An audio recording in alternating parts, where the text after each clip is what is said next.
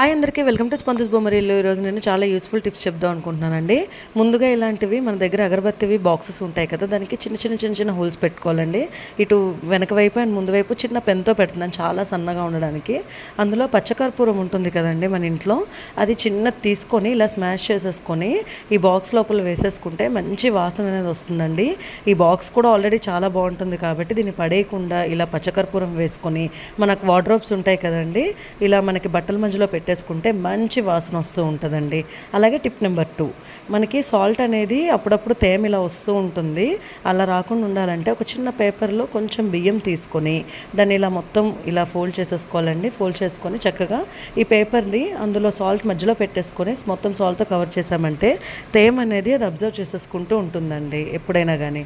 Tip number 3 ఏంటంటే, మనకి వంటింట్లో బొద్దింకలు నైట్ టైం బాగా ఎక్కువ వస్తూ ఉంటాయి.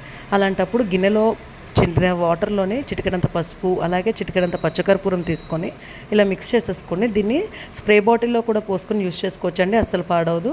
అలా కొంచెం వాటర్ తీసుకొని గ్యాస్ స్టవ్ మీద మనకి, అలాగే కౌంటర్ టాప్, గ్యాస్ స్టవ్ ఇలా అన్నిటి మీద జల్లేసుకొని నైట్ టైం చక్కగా క్లాత్ ఇలా మనకి కానీ క్లీన్ చేసుకుంటే బొద్దింకలు రావండి. ఈ వాసనకి చాలా దూరంగా ఉంటాయి.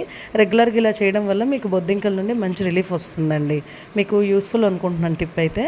అలాగే టిప్ నెంబర్ 4, మనకి బియ్యం చాలా రోజుల తర్వాత అయితే నల్లపురుగు వస్తూ ఉంటుందండి. అలా రాకుండా ఉండాలంటే ఇలా లవంగాలు ఒక 5-6 తీసుకొని పేపర్లో చక్కగా ఇలాగ చిన్న పొట్లంలో చేసేసుకొని బియ్యంలో వేసేసుకున్నారంటే మనకి ఆ నల్లపురుగు అనేది రాకుండా ఉంటుందండి ఈ ఘాటు వాసనకి.